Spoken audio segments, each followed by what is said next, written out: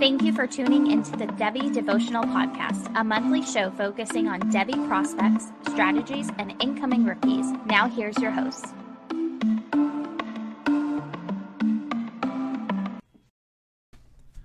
Welcome back to the Devy Devotional. I'm your host, Dynasty Coach A. I'm once again joined by @AaronWilcox86, and tonight we're going to be covering the 2024 wide receiver class. We touched on the running backs and the QBs in the last pod, and I got us back within a week. I did pretty good. Unfortunately, we seem to have lost our third co-host @Deshanes_. He kind of, I guess he did a big retirement speech on air yesterday on his pod, and so it looks like he's going to be kind of stepping away from content creation for at least for a little bit. But luckily, we still have Aaron here. And and I'm making strides here, baby. So we're doing pretty good. But yeah, we have a lot of exciting players to talk about. We're also going to touch on the tight ends, I guess. Aaron can probably talk a little bit more about that than I will. I don't really do tight ends until we get into like actual rookie drafts and stuff like that. But first and foremost, how are you doing, Aaron? I'm doing well, and I guess who does do tight ends, right? They're just unfortunately just not so heralded as far as prospect scouting, and they just don't get the attention they need. And it's very understandable. But I am doing well, to answer your question, John. Excited to talk about these 2024 wide receivers and maybe just a couple tight ends. Awesome. Well, let's go ahead and start it off with a little bit of news. I'm sure a lot of the Devy fans have already heard or seen on Twitter or whatever, but we actually finally have a landing spot for Jordan Addison. Obviously not a 2024 wide receiver, but there are some 2024 repercussions because of it. But what do you think of the landing spot, and are you just happy that the roller coaster is over at this point? Yeah, I'm super excited that this train has landed. Getting a landing spot for him, that's huge. And I think it's a great move for USC. Good move for him as well. He was going to probably get first round draft capital if he stayed, if he went. But I also am a fan of Caleb Williams, quarterback at USC. So I think that helps him out to have this reliable weapon come in. And so we can talk about that if we talk about a USC wide receiver here coming up. We could talk about that landing spot a bit more, but yeah, it's exciting. I definitely think we will be talking about that. We had heard everything from Alabama in the beginning to Texas, and it really seemed like he was going to Texas and that he was going to end up there. I think we even touched on it last week, or at least I'd mentioned I'd heard a lot about him going to Texas, and so it kind of helps and hurts, or at the very least affects multiple players here. And let's go ahead and start off with the first one that it probably affects at least a little bit, but probably in a good way. And it's the first wide receiver off the board in the class. I have him extremely high, but I want to hear how you have him and how you have him ranked. We're talking about, of course, Xavier Worthy. Oh, of course. No, Xavier Worthy's a great player, and what he did as a freshman was pretty special. So he came in as a high 4-star and a top 10-ish player in the composite. And though he had kind of a weird recruitment story, he was originally going to enroll at Michigan, and I'm so glad he didn't. I'm glad that things have turned out the way that they have for Xavier Worthy. And yeah, he was really the only freshman to blow up as far as major Power 5 players are concerned. So, and he's fast too. So he has the athleticism you want to see. He has the early production, the early breakout age.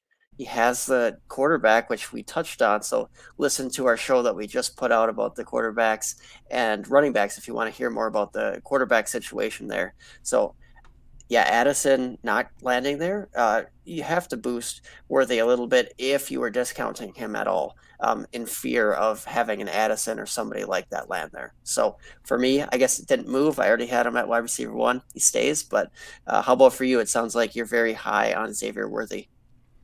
I am. I actually have, and this might be crazy. I really haven't like talked to too many people about their rankings and everything. So I have him as my number 2 overall wide receiver in Devy. I love me some Xavier Worthy. I get it. I've looked at other players. I've looked at a lot of these profiles, like a David Bell, a Rondell Moore, Justin Ross, so on and so forth. These players that have hit big in their freshman season, and then maybe fallen off a little bit after that. Not so much David Bell, but regardless, like, they didn't do what he did. At least, he had the high yards reception. He had almost 1,000 yards as a true freshman. But the most important thing to me is the next closest wide receiver on that team had 377 yards. Like, not even remotely close to him. He was that offense. And now he gets a QB upgrade. Obviously, anything can happen, but I just don't see why he wouldn't continue rising. It just seems, like that. Like I said, like it would take like an injury or something that can happen to anybody, at least there. And then real quick, Toronto David asked if Quentin Johnston was in the 24 class. He is not. He is in the 23 class, unless I'm incorrect there. But yeah, I mean, is that way too high for Worthy, or are you, or am I insane? No, you are good, John. And I mean, I almost have him that high. I think I have him at wide receiver 3. He's very close to Addison, actually. But JSN and even Boutte right now are ahead. But if Boutte doesn't get back on the field here soon, then going to be propping up Worthy. And in C2C leagues, you get that extra year of production from Worthy too. And like you said, I mean, he's accounting for a large share of that offense. So if the offense takes a step up, even if he takes a step back slightly with his target share and some of those metrics, he's still going to be a very, very good producer for your C2C team. Yeah, and I mean, being that he's really the only one that's actually done anything so far, I mean, it's very easy to rank him here at 1, in the class. And I don't think you can really make a claim for anyone else, even though there are some other exciting prospects there. But getting into the next tier, because I really think it is a tier drop down to the next people. Would you agree with that? I actually am being just a little bit bold, projecting a Ooh. couple of guys to enter that tier 1. So I'm just going to put them there now, but knowing go that there is a separation between Worthy and these next 2 guys right now, just based on, Worthy's more safe because he's actually broken out. But these next 2 guys, between system, size, athleticism, recruit ranking, all of that, I think Emeka Egbuka and Marvin Harrison Jr., both Ohio State wide receivers, should be near that tier 1. They don't have to be by any means, but for me, that's where I have them. And we could certainly start talking about them. Where do you have those 2 guys, John? They're my next 2. I just have them in a very clear teardrop. But the thing is about these, and we kind of touched on it with the running backs and the QBs, but especially with the wide receivers, it's so much of a projection. And so, you're basically just saying it's going to happen. I'm saying it hasn't happened, and it's really no different. I have them as my next 2 players. I don't think it's unbelievable or crazy that they could take that next step, but being that we've already seen it from Worthy, I kind of want to make him the one.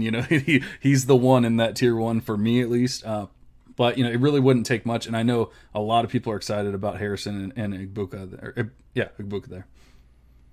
Absolutely. But yeah, so like I said, those are the next 2 for me. But I actually kind of want to know how you feel about it, because I feel like people are kind of just giving Harrison the job, like he's the next guy.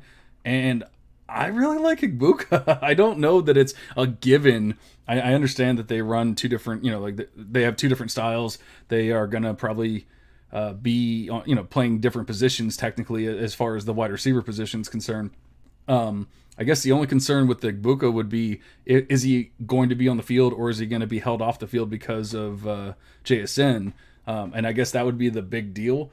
But I don't know that I really truly believe that Marvin Harrison's that much better as a talent than Egbuka. And we've even seen some exciting things with, I think I had it written down here, with Egbuka, he's 5-star prospect, 6'1", 203, but he averaged 29 yards per return last year for punt returns, kick returns, whatever it was. And I love seeing that kind of stuff from my wide receivers, because that shows that dynamism and everything. But then on top of that, he averaged 21.2 yards per reception. And so, that just shows that explosive nature that I love with my wide receivers. Now, it was a very small sample. I think it was 9 receptions or something like that. So, it's nothing too crazy, but like I said, I think people or I've heard other people just saying like, oh, it's Marvin Harrison, it's Marvin Harrison, Marvin Harrison, but I don't know that I truly feel that way. What about you? Yeah, we actually agree there. So I know some people tune into the show. They're like, "Oh, we got to see differing opinions. They're butting heads," and that's not going to happen here because I actually have a Buka number 2, and in that top tier again. And the reason for that, so you talked about like who's better ultimately. I don't know. I mean, Mecca Buka, he's more elusive. He is a better threat after the catch. He has that return versatility. He was a better recruit. He was the number 1 prospect in the whole class. He was a top 10 player amongst every single position in that class last year. And very similar production. He actually had more yards, I believe, in just really 4 games playing as a wide receiver than Marvin Harrison had last year. So, I mean, he had better production even. So I think the reason why everybody's propping up Marvin Harrison Jr. is just because he blew up at the end with the touchdowns. And I mean, people want to maybe extrapolate, say that he's going to be, going to be that red zone threat and he's just going to blow up like a 20 touchdown per year type of guy. And I could see that in that offense. So I don't want to discount Marvin Harrison Jr. at all. I actually went on a pod not too long ago. I don't know if it dropped yet with Kevin Du Bois, but we were just talking about some Ohio State recruits coming up, and I'm like, Abuka, super good. Marvin Harrison Jr., also super good. And I don't know where these other guys are going to come in because these guys should dominate as well this coming year. So I like both of them. Mecca Abuka for the reasons I mentioned earlier, the elusiveness. I mean, he's just so hard to bring down, and he does flash good hands. I see zero reason why he can't play inside and outside. And it seems like in the spring, he's been playing both positions. So you alluded to that concern that I've also heard on podcasts that he won't get quite enough snaps in that offense, and I don't see that happening at all. I think they're going to play plenty of 3 wide receiver sets, and I also think that he can play some outside. So he flashed it very, very brief, small sample size last year. Um, I think he's going to keep it up. And Toronto says that I love to extrapolate from a small sample. I used to be really bad about that. I try not to do it, but unfortunately with this kind of stuff, I mean, that's all we can do. I'm not extrapolating per se. I'm just saying, look at what he did when he did do what he did, if that makes any sense. And I think, like one of the players that you're talking about, not in this class, but is like Julian Fleming. People are talking about him possibly, and maybe a couple of the other players. You're not from the looks of it, you're not a big Fleming person, and I'm not either. I'm just saying, when I'm looking at like what they're talking about as a team, they're mentioning Fleming. Other people, experts or whoever are mentioning Fleming, and so regardless, that they have a lot of good wide receivers there. They've been one of the best. They basically have been like wide receiver U as of late. So very excited. I'm not putting down Marvin Harrison whatsoever, but we didn't talk about this beforehand, so it's kind of cool. Like, we did agree on it. Whether you guys wanted to hear agreement or disagreement, we did agree on that one, and that is definitely pretty cool. Now, I have one other player in this tier. Now, remember, this is tier 2 for me, so it's a little different than yours, but I also think just by looking at some other like ranking services and stuff like that I might be a little bit higher on this guy than a lot of people are, and it's Jacorey Brooks from Alabama. I love his profile. I love like everything about it, and he blew. I don't want to say blew up. he had like a minor breakout, I guess I'll say, towards the end of the year in the college playoffs, and you know what? I actually skipped over a player. So never mind. But but 5-star prospect, 6'2", 190. Like I said, he had that kind of like mini breakout in the playoffs especially when when some other players went down. But even before, or I think it was after Mechie had gone down in the game against Cincinnati, he had the most yards. He had like 67 yards or something like that and a touchdown. And then in the next week, he still had a decent amount of yards, a handful of receptions. And so he kind of showed us that he can do it, when given the opportunity. And so I do like, I definitely like Brooks there. Now, that's another one where people aren't really 100% sold on who's going to be the starters there and so on and so forth. But I definitely like having Brooks there. Now, like I said, I jumped the gun. And I actually have one other player ahead of him, but I think I might have just moved him down. So maybe that's why. But what do you think about Brooks before we move on to another one? Yeah, so he is actually my next guy. So if you did indeed move that other player down, then we're kind of in lockstep here. I did. Jacorey, I did. okay, Jacorey Brooks is in that next tier for me though. So I had the top couple guys, top three, and then I have Jacorey Brooks. Still really like him a lot for the reasons that you mentioned, and I still think that he flashes nice ball skills. He's smooth. He has some of that fine play speed. Maybe his athletic testing in high school was a bit subpar, but overall, it wouldn't surprise me at all to see him end up like Rashad Bateman, for example. So he could be in store for a really big year, and people might be down on him because we're not seeing him in camp. He's injured this spring camp, and then we see these transfers come in, but it's like they're transferring guys from Louisville and who weren't even studs at Louisville. So I'm just not that concerned about Yeah. Jacorey Brooks's job being taken necessarily. I do think that Jermaine Burton is the biggest competition, but I mean, we've seen year after year, two wide receivers or more at Alabama can be very relevant. And Jacorey Brooks seems to be the most experienced amongst all the guys from this class last year. And I mean, I honestly think that between tape and, like you said, he starting to break out last year and playing a pivotal role in the playoffs, I think Jacorey Brooks is set up well. And I know we're not the only one who believes that. Travis May has him still as the wide receiver two in the class, last that I Oh wow. checked. Yes. And then he was also on the same page as us with Emeka Buka, too. He has Emeka higher than Marvin Harrison Jr. based on what I had listened to one of his podcasts this preseason. So we're not crazy there. I know some people wouldn't have Brooks quite this high, or at least in that tier there. But yeah, I'm a big fan.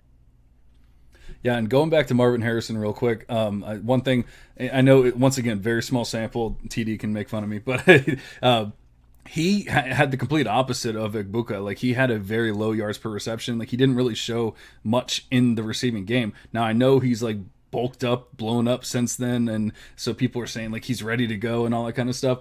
But that's just another reason. Like when you see what they've done, even if it isn't a small sample, like I see more exciting tendencies from Igbuka, and that's why I have him ahead there.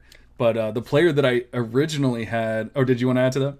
Yeah, I was just gonna kind of back up what you said too. I mean, his longest play was 25 yards, Marvin Harrison, Yep. that is. So Yep. I mean, I love his route running for his size, so I think that's a huge draw for me, is that he can actually create for himself, and that's going to transition well to the NFL. Because if you're not a burner, if you're not blazing down the field there, you better be a technician out there. Yep. So I mean, I think that he still has a promising future. So go ahead with your next player. It might be more of a David Bell than a top tier player. Even though as much as we love Bell, but yeah. So the next player I originally had over Jacorey, but I've been kind of going back and forth on the two, and then once we got the news of Jordan Addison going to USC, I dropped Mario Williams down to that fifth spot there. Now I still have him and Jacorey in the same tier. Obviously they're two very different like body types and everything like that. You have Mario Williams here at 5'9", 186. Definitely more of that like Elijah Moore size, like that kind of thing. So that's not going to overly excite some people, but man, he kind of showed out there towards the end. When he's coming from Oklahoma, with Caleb Williams, they already have that connection, and then he's already blown up in the spring game. He caught 2 touchdowns in the first like drive, or the first, obviously not the first drive, but the first couple drives, and so I think that connection is going to help. I think the offense is going to be great. We both love Caleb Williams, so I really do like Mario Williams. I think he can be special, 4-star prospect. But Jordan Addison's better. He's probably going to be overshadowed a little bit by Addison. But you had kind of touched on it earlier. Addison's 23 pick or 23 class, and so he'll be gone. And then obviously Mario can stand out even more from there. So I like having him here. Is that where you have Mario, or do you have somebody else ahead of him? I have him at 7, and mostly Okay. because I dropped him one spot. So I mean, we're fairly similar there, and that 5'9" height. So we kind of have to think about a few different things when we draft a player. It's like maybe his production is going to be great, and maybe we love the situation, maybe the ability to put out NFL players. Oklahoma's put out, CD Lamb recently. USC's putting out Drake London, Michael Pittman. So Amon-Ra St. Brown. So there's some reason for optimism, though there's no new coaching staff there, of course. But Lincoln Riley's a good developer, regardless. But that 5'9", a lot of people are going to sink the bias into that too. So I just have a hard time seeing him really rise to be one of the top, maybe 2 or 3 wide receivers in this class. That's why I have him just a little bit lower now too. He's not going to be the alpha there this season unless something crazy happens injury wise. And I'm not exactly sure what his NFL upside is, but in today's NFL, you don't have to be this huge wide receiver anymore. So there's a lot of reason for optimism there. He's explosive, he's quick, and he produced as a true freshman. So I really hope that they use him all over the field instead of just using him underneath, because he does have that athleticism. He has good hands. He has a lot of nice traits that we look for. So Mario Williams, he's my wide receiver 7 in this class. Yeah, I like, and I get it, and what's even more scary is that you have somebody like Wan'Dale Robinson that, was said he was 5'11", and now he's 5'8", and so you hope to God that Mario's actually 5'9", but, like I said, he's showing a lot already in spring games. People are talking about him being exciting, and I think it'll be good. And I don't think that Jordan Addison coming over kills him or anything. It could actually open up more for the offense. It could be really good, but I think it'll be the best for Caleb Williams there. But yeah, so enough about Mario there. Who do you have? I've kind of started us off with all of them. Who do you have as your next player that you had above Mario here? Yeah, there's 2 guys I really like, but I'll start with Jojo Earl, Alabama, and another kind of short guy. So he's in that same bucket as Mario Williams there. But I think Jojo Earl has just a little bit more of what I want from a speed and playmaking ability. So we shall see if he actually breaks out this season for Alabama. Maybe his path to targets is a bit more murky, but according to spring practice, I mean, he was starting there. And I know some people got concerned. He had a couple of drops, but great wide receivers get a lot of targets, and sometimes they drop some of them too. So it could just be a spring game thing. If it's a consistent pattern throughout the season, then I will actually potentially drop him in the ranks, sure. Or that might start cutting into his playing time. But right now, I love his athleticism. I love uh, everything in his high school game. And I think he's going to be able to translate that quite well to Alabama this year, who needs that playmaker to take over in the slot. They lost Jamison Williams.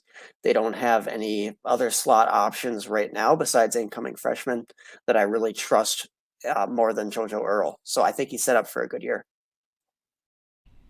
Yeah, and that's who I have next is Earl. I have him at 6 there. Now, for me, it is a tier break. Let me just make sure I'm saying that right. Yeah.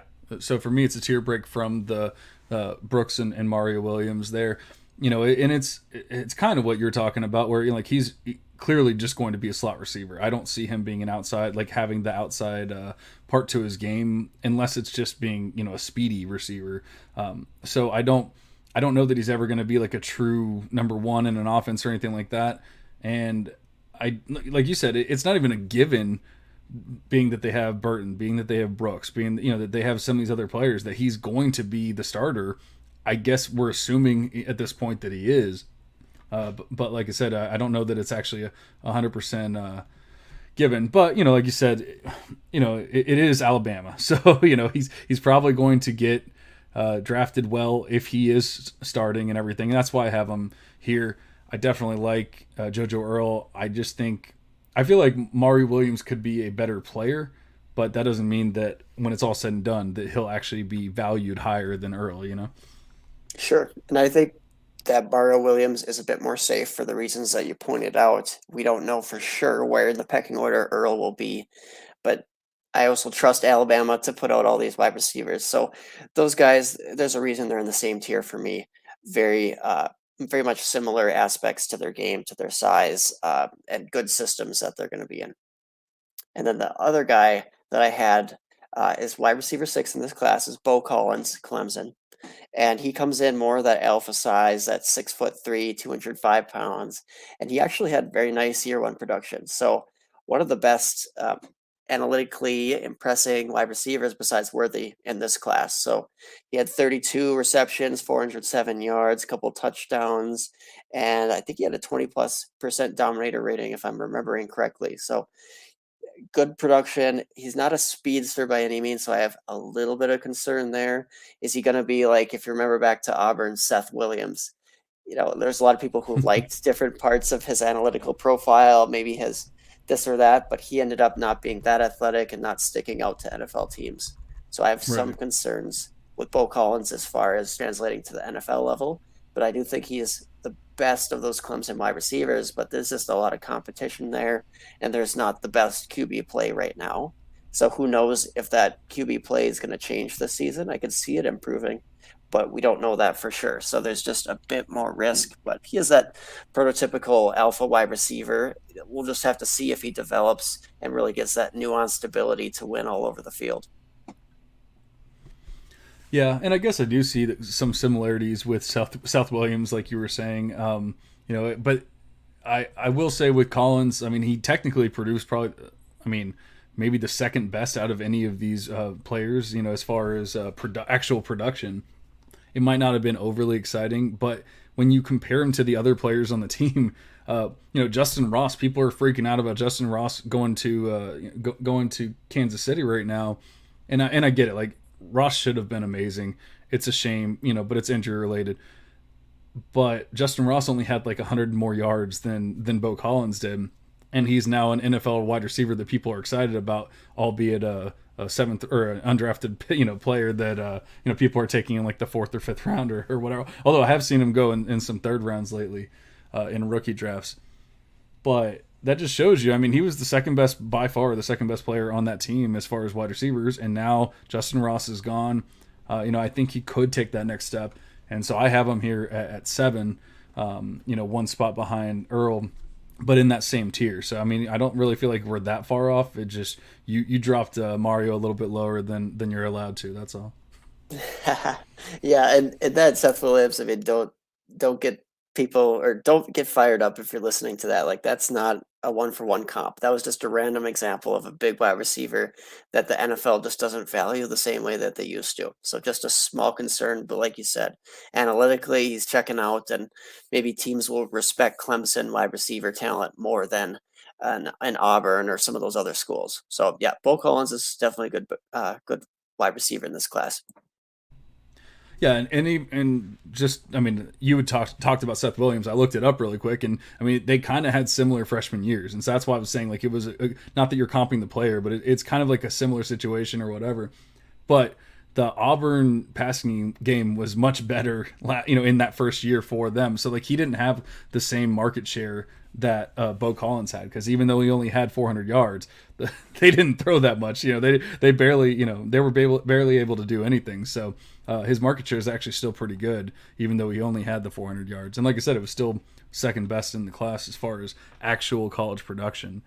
So from there, it's another big teardrop for me. Is that for you? The same for you? Yes, it is. All right, so I have Troy Franklin next. Is that who you got, or are you going somewhere else? Yeah, so I have quite a few guys in that tier.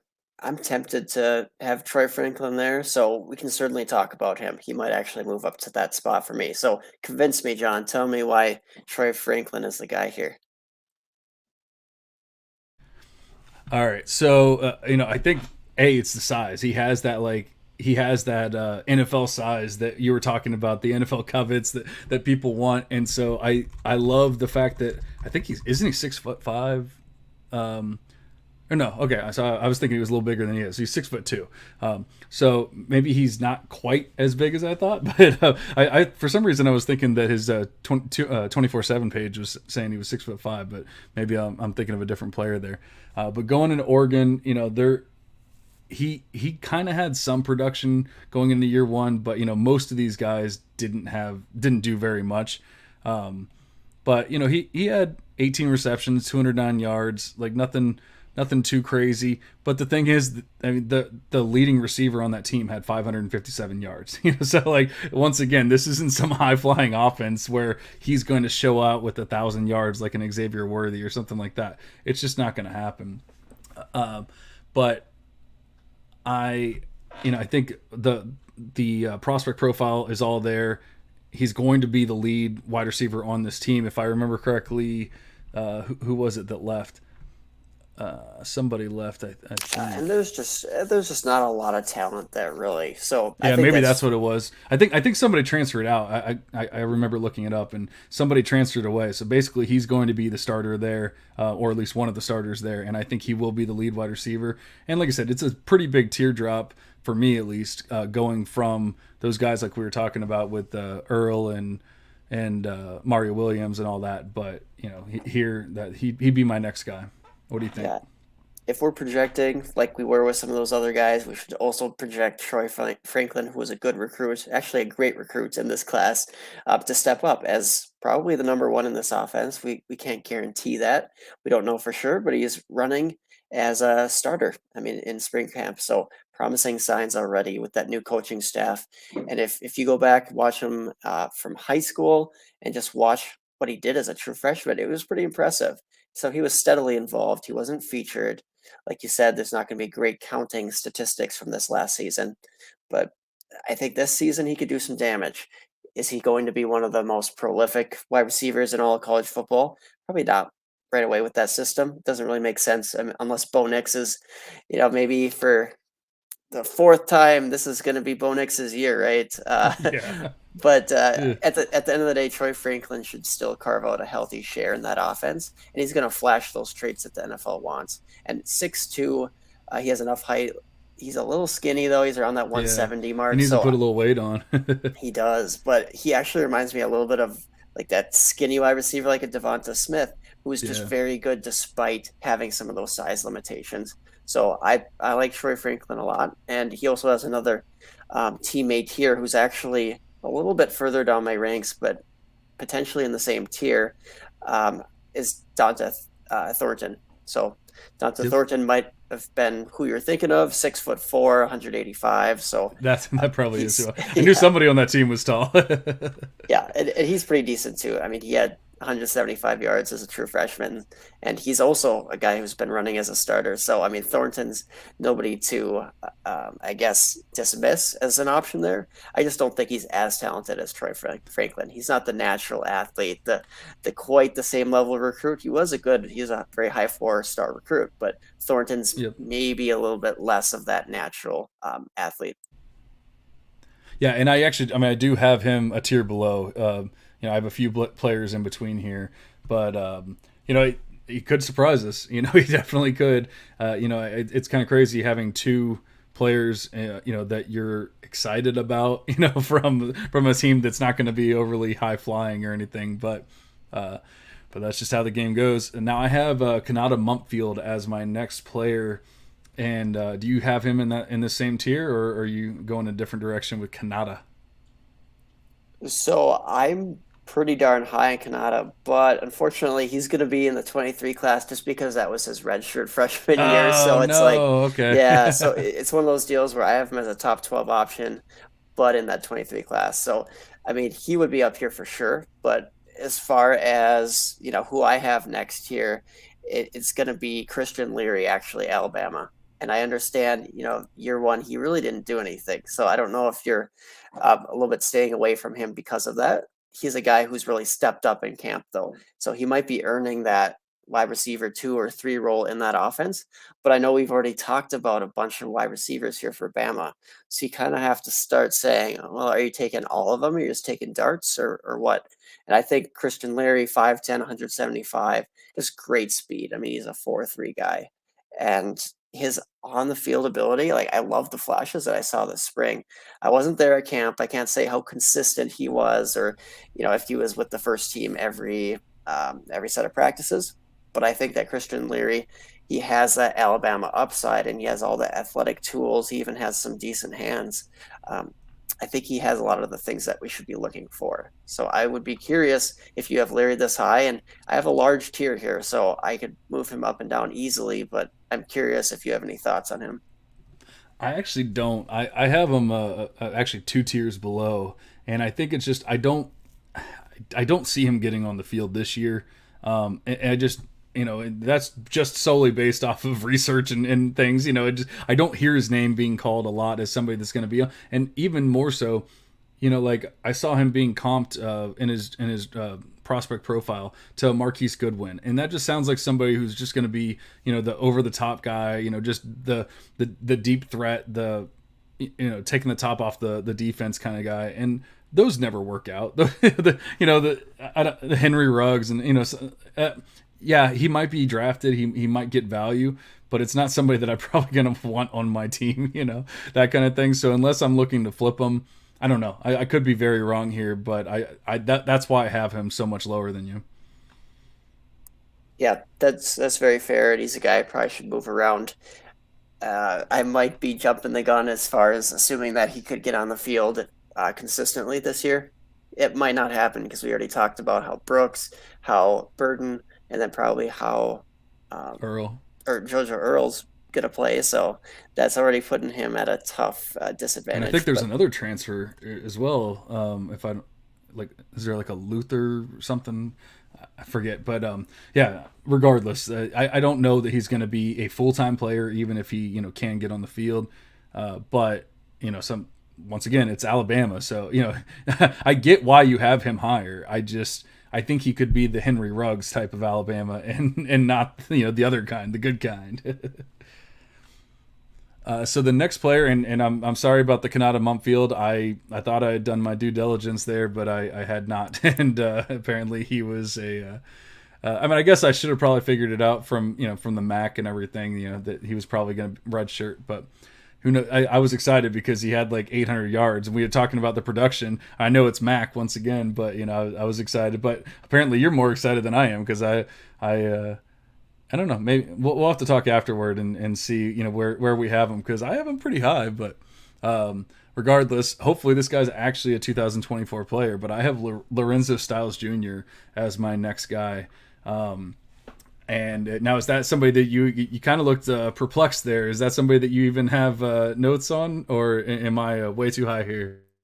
Oh yeah, I definitely have looked into him, and I like Lorenzo Styles. He's in that same tier for me. He's just a little bit lower, a couple spots down, and that's fine. I mean, he's a good recruit, higher 4-star guy, top 20 wide receiver in the class, and he had that solid first year production. So I get why analytically there's interest. He didn't really have a true freshman breakout, sure, but he's also athletic. So he's got a lot going for him as far as starting to get on the field, opportunity ahead. I think he's fine. He's got good ball skills. I think he's versatile as well. I'm not sure exactly how he's going to do this season. I think he's going to be running as a starter. So I could certainly see him moving up, and that's why he's in that same tier. Yeah, I mean, you were talking about how excited you were about Tyler Buckner on the last pod, and so if we're hoping that Buckner's going to be good, then we have to assume that his receivers are going to be pretty good. And I really do like the Lorenzo Styles profile and everything. I know it's not overly exciting, but like you said, I mean, he's a higher 4-star prospect. He did have decent production in his year one, but I mean, it's about what you see from any decent wide receiver, like 350 yards receiving, 14.3 yards per reception, only 1 touchdown. So that's not overly exciting, but I mean, you see like their stud wide receiver had 7 touchdowns and 888 yards. So once again, it wasn't like the high powered offense or anything that is going to produce somebody, especially a true freshman, getting you 1,000 yards or anything like that. So he's here at the end of the tier. Or I'm sorry, actually, he's at the beginning of the next tier. So he's at tier 4 for me. He's the beginning of tier 4, and but I think if Buckner is what you especially believe he's going to be, then I think he's going to have somebody to throw to. And so give me some Styles. Yeah, that's fair, and I really like Buckner just because of the rushing ability and upside that he offers. But at the same time, he has to also throw it and be successful throwing the ball if he's going to be a great fantasy asset and then maybe a potential NFL guy. So you're right there. Lorenzo Styles is my favorite amongst the Notre Dame wide receivers. Being in that tier 3, I still have him quite high. So I think you've convinced me to bump him up even a couple more spots into the top 10. Oh, that's what I like to hear. All right, so who do you got next? Yeah, there's a couple guys here from LSU that I'm really interested in. Kind of hard to parse them. It's really differentiate them. So I'm going to go Malik Neighbors here. I was gonna say my next guy is an LSU player. I wanted to see if we had the same guy. It is. It is, huh? So you're not the Brian Thomas, but you're going Neighbors next. And I don't I really have much differentiation myself. So, I mean, just like pulling away the curtain, peeling back the curtain, whatever it is. I have Malik Neighbors in tier C, which is tier 4, and it's 0.953 is his grade. And then I have Brian Thomas in tier C at 0.958. So it kind of shows you, there, like you said, there's not much differentiation there. But I do, I guess, lean a little bit towards Neighbors. I don't know. Yeah, so Neighbors has some good things going for him. So LSU, of course, they've been putting out NFL wide receivers for years, and this guy has the size, 6'1", 188. He has the speed. He's apparently a 4.4 guy in high school and 38-inch vertical, so he's got hops. He produced early in his freshman season, like a stud should. I mean, 400 yards as a true freshman with consistent playing time in the SEC. He was a freshman all SEC team. And then I think he's just a balanced wide receiver. I think he has good movement skills. I liked what I saw on film. So I think it's promising that he can play in the slot and outside. And he's been mostly practicing in the slot in 2022 spring so far. So he could be the next wide receiver up after Boutte. If Boutte even plays, I don't know what his role is going to be in this offense this season. He's a stud. He's a great prospect. But I think after Boutte, then Neighbors could certainly be that next guy. Until I'm not 100% confident in that. They have some talent in that wide receiver room, but he is the guy who just slightly ahead of the rest for me. And it sounds like it's the same for you. So that's good to hear. Yeah, and I think it's the production that he's already done. Albeit not like amazing or anything, but they didn't have the best offense last year either. And yes, I do think the Keishon Boutte is a great wide receiver. I have no idea if he's coming back this year or not. Like you said, but I think that Neighbors can kind of step up if he's not there, especially. And like it might sound like a joke, but I actually think we've talked before about Jaden Daniels and my love for him and everything. I think he's actually an upgrade from what they had last year. And so if it is him, I know it's not guaranteed to be him, but I also think that they have, was it Nismeyer, how the hell you say his name? I think, isn't he a 5-star prospect? Like, I mean, if it's him, it's probably still going to be an upgrade from Max Johnson. So I think that it can be like a rising tides kind of thing here, and and be good for everybody, whether it be Neighbors or Thomas there. But yeah, I mean, just the fact that he's already kind of done it as a true freshman, I definitely like seeing that. I agree. And Thomas is close there. I mean, he's a little bit of that bigger wide receiver, 6'5", 198. He's physical. And maybe Des Bryant is a fair comp. I don't know. I'm just throwing stuff out there. He's a dominant wide receiver with the great basketball background and ball skills, and he's got enough quickness and a little bit of elusiveness too. So I think pairs that physicality with some athleticism. Not going to be the best athlete in the whole NFL, but he's still going to be fine there. So I think Yeah. that Brian Thomas very much could vie for that next wide receiver spot as far as being a top LSU wide receiver. Yeah.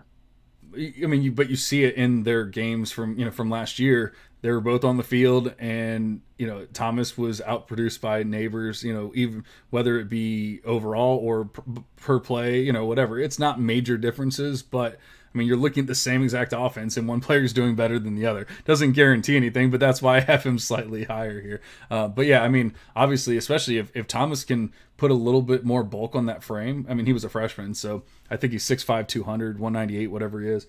But if he can put a little bit more, maybe he can become that dominant receiver that just pushes people around. With that 6'5" frame. Trying to see if I have anybody else here in between them. Nope. So those were the next two for me.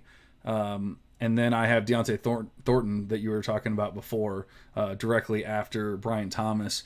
So was there anybody else in between those guys that you had, or was Thornton the next one for you as well? Yeah. This player I have higher than Thornton and just right after these LSU guys. And he's a former LSU wide receiver, now entered the transfer portal, Dion Smith. I have a feeling, I don't know, I've just heard some little rumors he's going to transfer to Ole Miss. That's what I'm going to predict, and I think that's a great landing spot.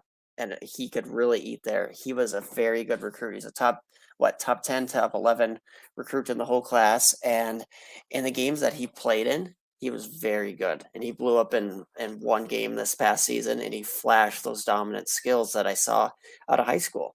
And he's a pretty solid athlete as far as he's got good agility, good elusiveness, and he has enough speed. So I love that he can be deployed all over the field. I think he's going to be a great weapon wherever he lands. It's just making me just a smidge nervous that he hasn't, settled on a spot yet. He's been in the portal for a while, and he was my guy coming out. So he was my favorite wide receiver at cost by far in this class last year, and he actually did some good things. And I know I guess you could call him friend of the show, Nelly at Analytics. I'm pretty sure he's always been high on Dion Smith too. So I guess we're on the same page there. I like what his future could be, just a little bit more of an unknown at this point until we know where he's going to land, what his role is going to be.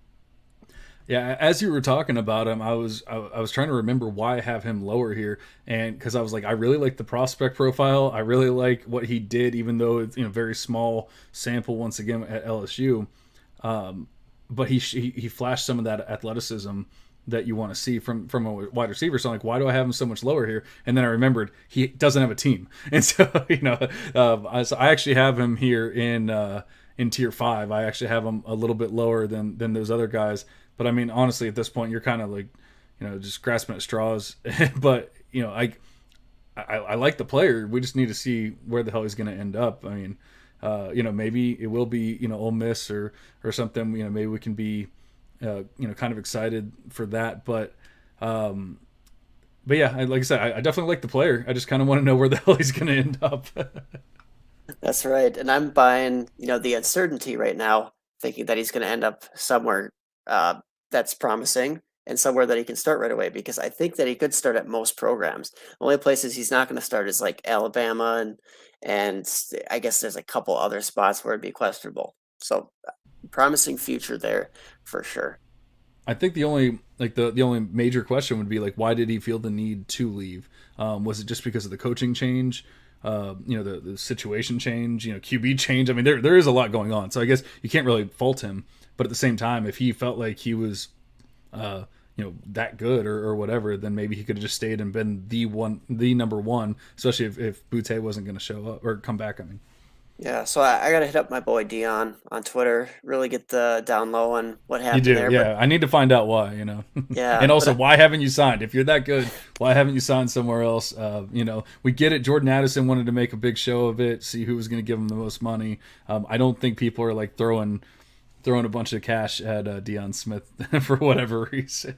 Yeah, see, that doesn't make a lot of sense to me, but I do think that the reason that he's disgruntled was due to the previous coaching staff, and there was some weird handling of his injury situation. So he was injured, he was banged up this last season, and I don't know if it was they wanted him to come back too soon or they held him out. It was one of those deals, I believe. And I'm seeing he only played 5 games last year, now that you mention it. So, there's probably something going on there, like you said, whether they tried to rush him back or they said no and he wanted to play. He just wasn't happy about it. But like I said, there was so much changing there. I wouldn't really blame any player for wanting to get out of a situation with that much unknown. But so my next player that I had in between those two was Jaden Ballard. I don't know how you feel about the player, but going, he did not do anything. But it's Ohio State. He did absolutely nothing, but you can't blame him. I mean, we're talking about Marvin Harrison and Egbuka, here as top tier guys, and they barely did anything. So how can you expect somebody like Ballard to really do much? But it's Ohio State, their wide receiver having him here, I feel like he could be the next guy up, whenever that does happen. And so, or obviously if there's an injury or something like that. So, he also, once again, it's another player that has that size. I mean, we're kind of going from like a class in this past year where everyone was 5'9", 5'10", 180 pounds or whatever. And now we're kind of getting back to, at least with some of these prospects, like some pretty good size. So, 6'2", 192 as a true freshman. So he could definitely, grow from there. And, he could end up being like a I'm not comping the players or anything, but he could end up being like a AJ Brown, like 6'2", 225 when it's all said and done. If he's able to put on that kind of bulk. But what do you think of the player? Are you okay having him up this high? So I'm not gonna say I'm not gonna slam you for that by any means. And he's a guy that I should move up. He's more in the 20s for me. That's just because of that year 1-0. And I know Devy Dietz, who does great work at Campus to Canton. He's patented, along with some other guys there, that year 1-0 criteria, and he just didn't do anything. And if we're gonna make an exception for that, though, we should make it for an Ohio State wide receiver. We should definitely say there was too much talent there. I get it why he was not on the field, but at the same time, he's still fourth or fifth, probably fifth in the pecking order there. So that does concern me at Ohio State, especially when they bring in, well, at least 4 decent recruits in this class. So it's like, okay, that's gonna be tough. But Ballard's been running with the second team this spring, so maybe he can find himself a little bit of a niche role. And like you said, maybe an injury happens. I think it's fair. If we're putting up guys like Christian Leary from Alabama, we should also be putting up Jaden Ballard a little bit higher. I'm not as impressed by Ballard's athleticism. I don't think the NFL is just going to fall in love because he's a 4.3 guy. He's not, but he's well rounded, and he was a good recruit, and he has the size, like you said. So he's got a lot of things going his way. He just needs to find his way onto the field at Ohio State, and good players force their way into targets. So maybe he will actually, do that. And honestly, his price is pretty cheap. I could look here at C2C and see what his ADP is, but Ballard is definitely a guy that you don't have to pay up for. Yeah, I mean, I think it's just I want a piece of that offense, and that's really all it is. And I mean, I'm literally talking about tier 5 here, so like I'm not saying I'm overly excited about him, but just once I'm at that point, then there's not too many other guys that I'm getting like overly excited about. So why not take a shot at a guy that has potential?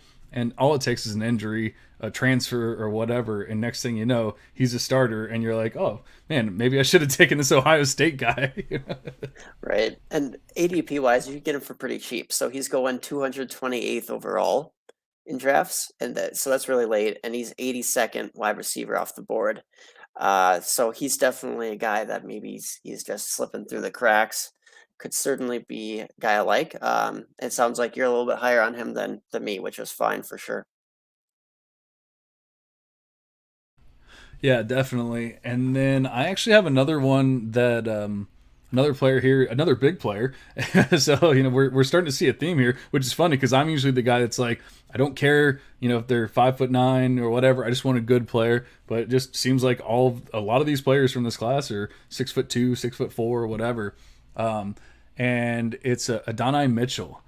From Georgia, and I don't know if I butchered his name, but that's how I see it, and that's how I pronounce it. So, but he actually did produce. It's another player, 400 something yards, 14.7 yards per reception, 4 touchdowns as a true freshman in not an amazing offense. So, I really don't mind what he did, and and as far as a prospect, 3 stars, not amazing, but he has the size, he already has that production.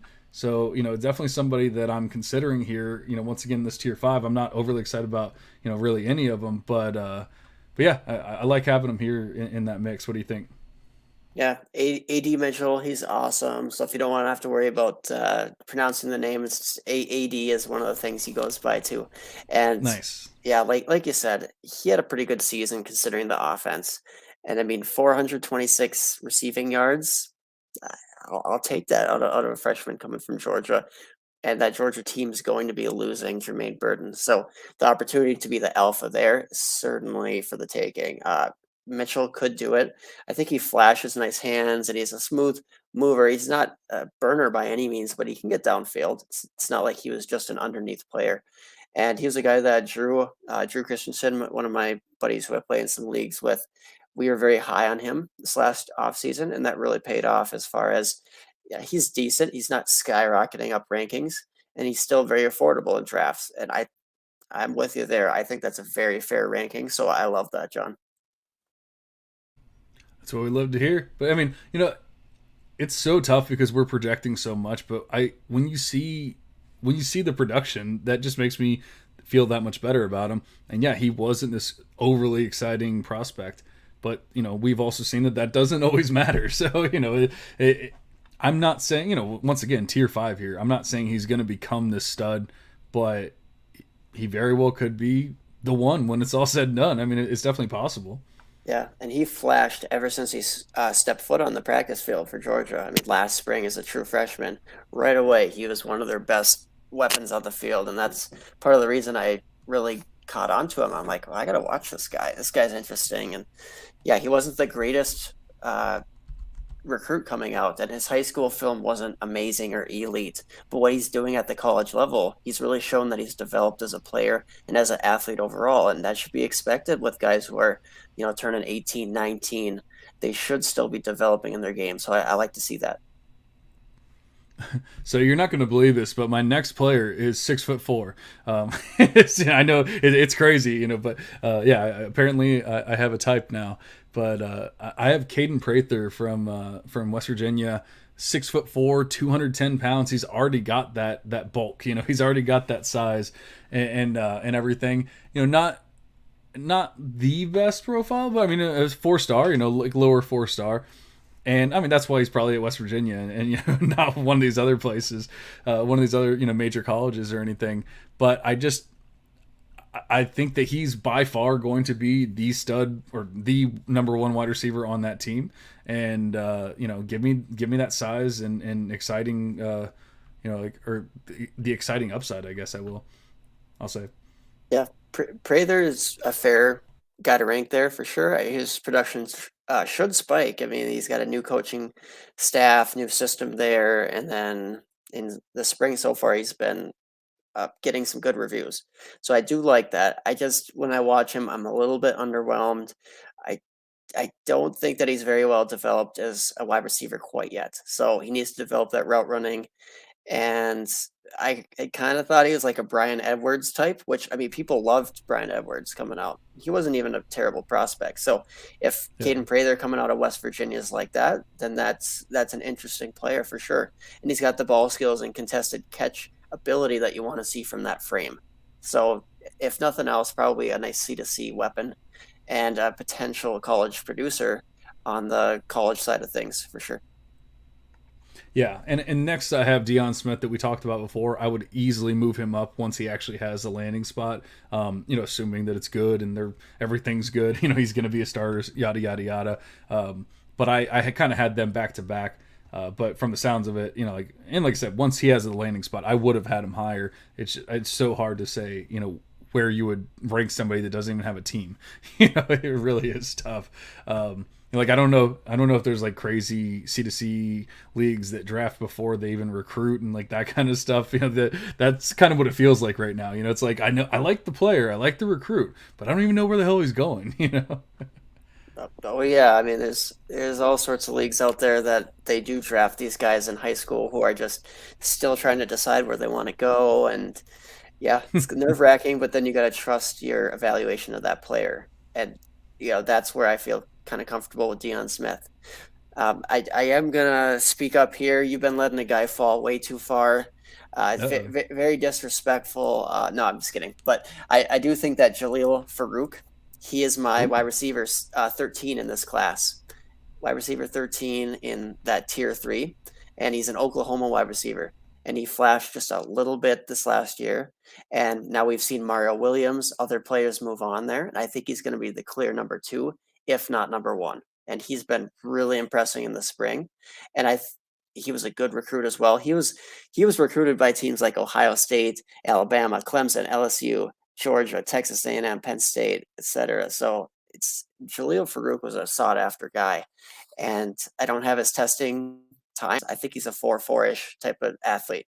He's quick, he's fast, and I think he's going to be a little bit more of an inside type of player, but that fits fine. There's Mims there who does pretty well on the outside, and I think that Jaleel Farooq is going to carve out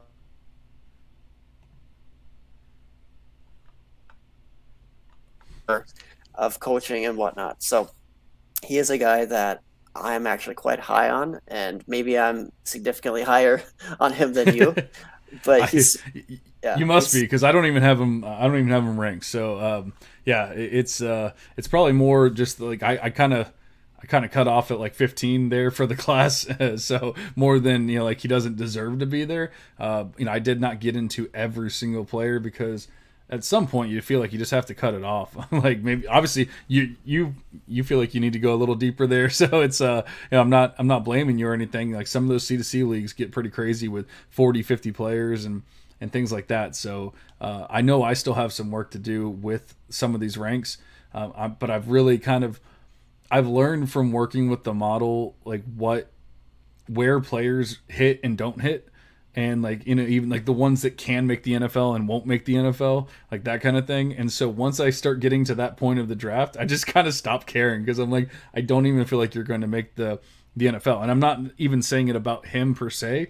I'm just saying like once I start getting around that tier, I just kind of stop caring. But I'm sure there's some other prospects that I need to get into and still look at, and Farouk's probably one of them.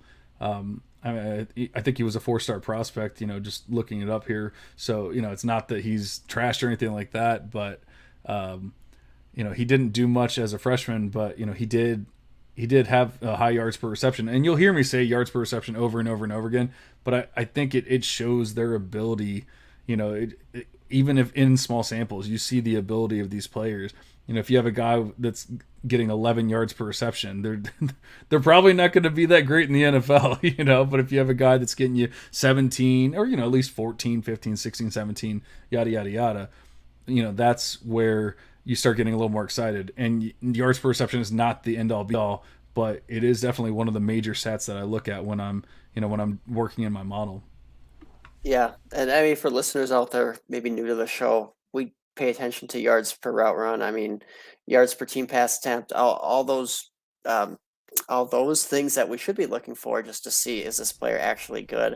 Is this player Oh, taking on a large role in their offense? And like you said, yards per reception, is he explosive? And then, when the film matches up with that, that's where I like it. So opportunity wise, recruit wise, all that.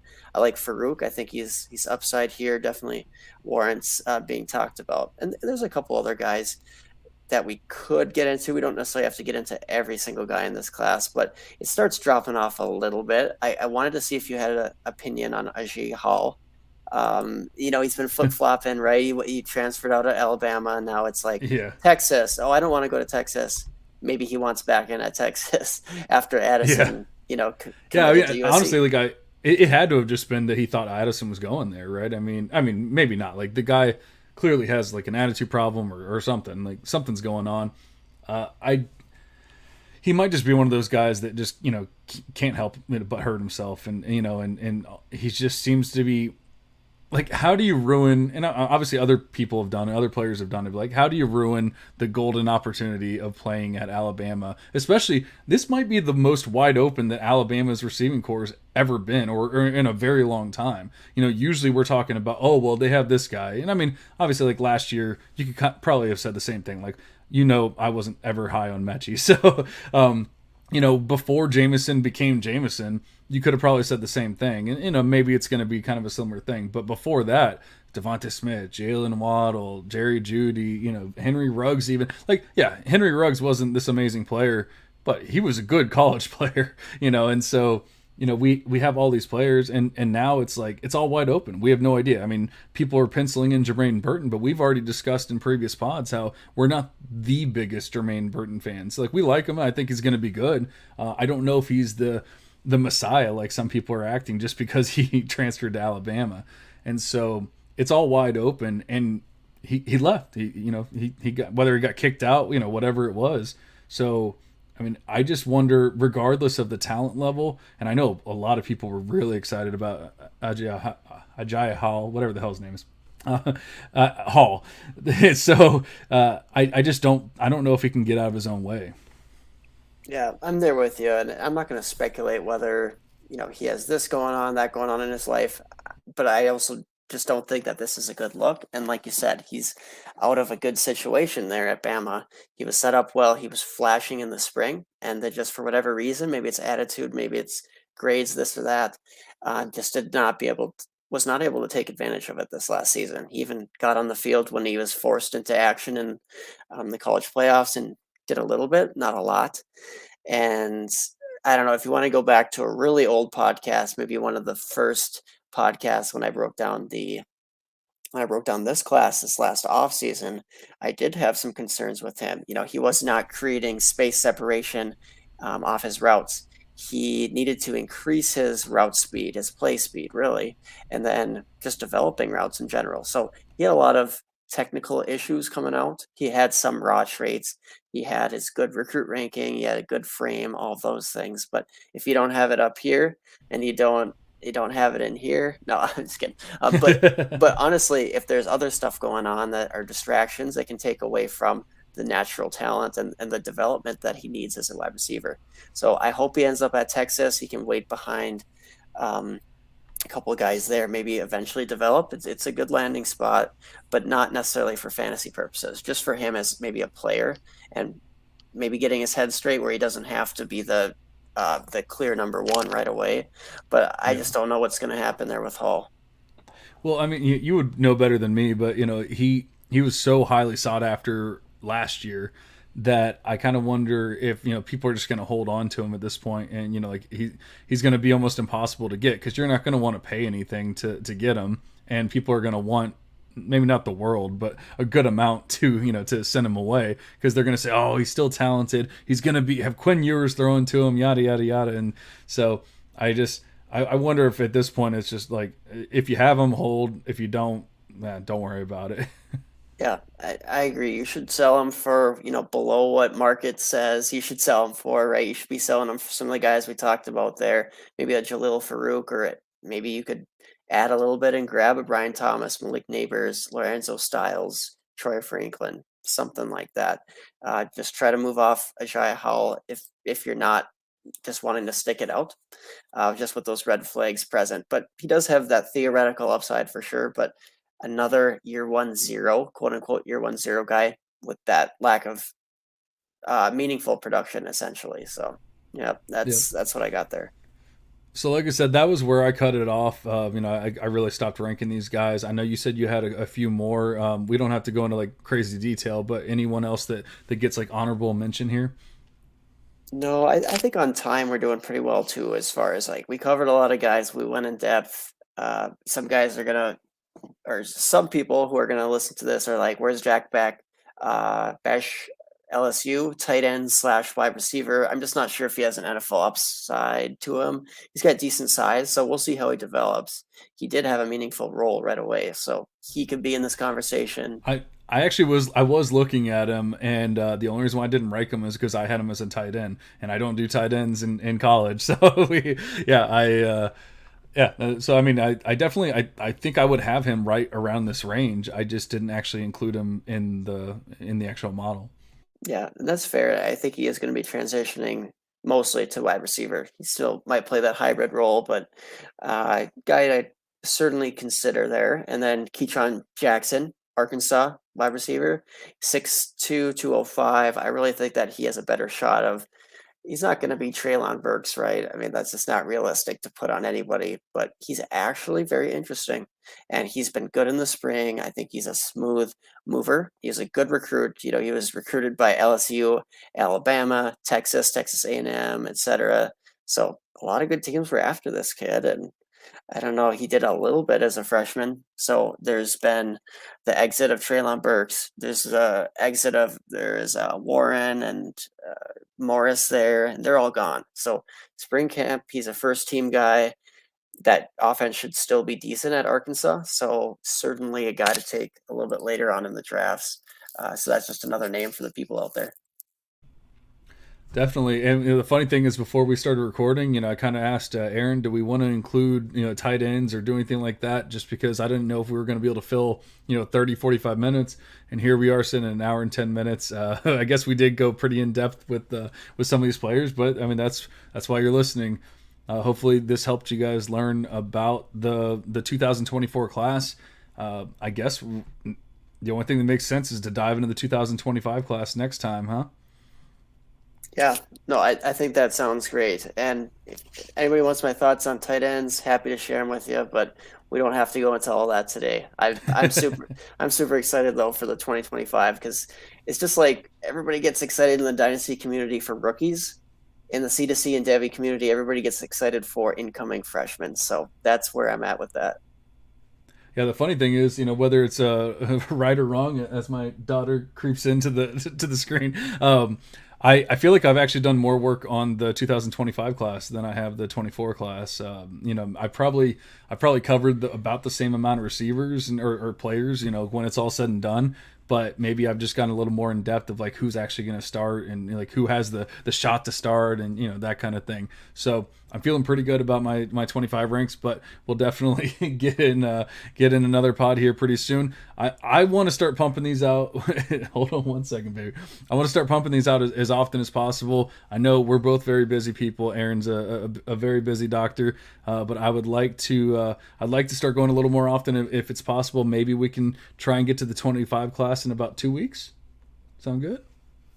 Yeah, I would love that for sure. And there's lots to talk about. We can break down ADP, who's too high, too low, who's going to be a breakout, et cetera. So yeah, I'm excited to get on here with you for sure. We'll keep putting out the content, and as always, you can DM me on Twitter. I don't put out a lot of content on there, but I'm actually coming down with my rankings. So if people are interested, right now I have 54 ranked in this class for the wide receivers. So it's like people want some of the deep names.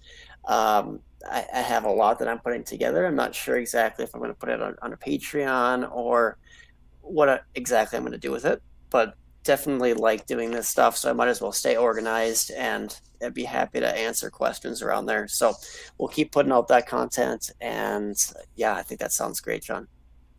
All right, so let's plan on being back in a couple of weeks. We'll get into the 2025 class, and then we'll wrap it all up and start talking about just straight Devy, buys and sells, trade targets, things like that. I mean, I'm starting off my first C2C draft here pretty soon. Aaron's in the same draft, so we'll be hopefully doing that here the next couple of weeks, and that'll be exciting. We could probably even do a pod on, just talking about what's going on with that, maybe even a couple pods. So we'll have a lot of exciting and fun talk here pretty soon.